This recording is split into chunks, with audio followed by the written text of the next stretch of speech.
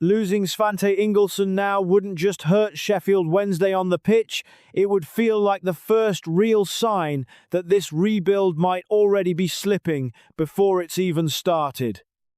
After everything supporters have sat through this season, from financial uncertainty to relegation, Ingolson was one of the few players who looked capable of dragging the club forward.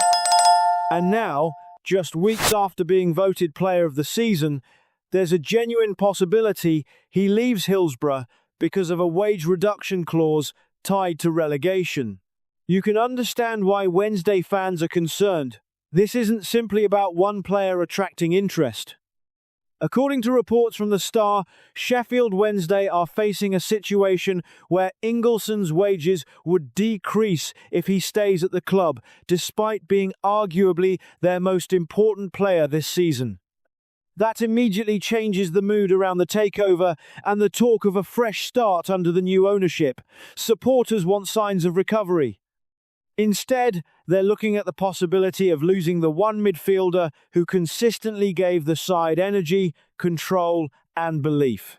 And the frustrating part is that you could see his importance every single week. Wednesday were a side that often lost shape once matches became stretched, especially in transition.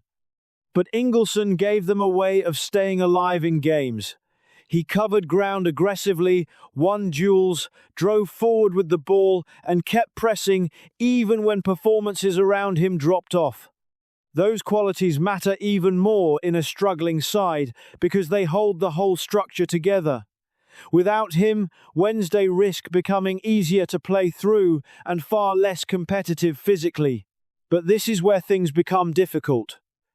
Clubs recovering from relegation always talk about rebuilding, but rebuilding only works if there's a core left behind to build around.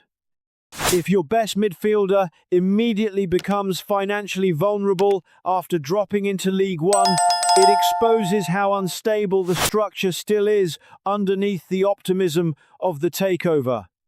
And fans have seen this pattern before. Strong individual performers leave, replacements arrive late, and suddenly the club spends another season trying to patch holes instead of creating direction.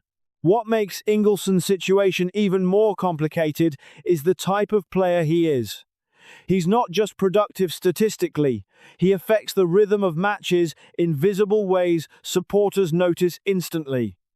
When Wednesday were under pressure, he was often the one carrying the ball 30 yards to relieve tension. When games became scrappy, he competed. When the midfield stopped functioning, he still looked capable of forcing moments. That's why clubs in the Championship are reportedly circling. They can see a player whose level probably sits above where Wednesday are heading, and suddenly the pressure increases again. Because while there's still hope around the arrival of new ownership and possible contract talks with players like Max Lowe, supporters are now watching to see whether this regime can actually protect the club's best assets. Promising a rebuild is one thing. Convincing players to stay through another difficult period is something completely different. If Ingolson leaves, Wednesday won't just lose quality. They'll lose reliability, intensity, and one of the few remaining connections between the team and the supporters during a miserable campaign. That's why this summer feels so important already. Because if the club can't hold on to players like him now, fans will start wondering how stable this recovery really is underneath the surface. So, what would you do if you were in Wednesday's position?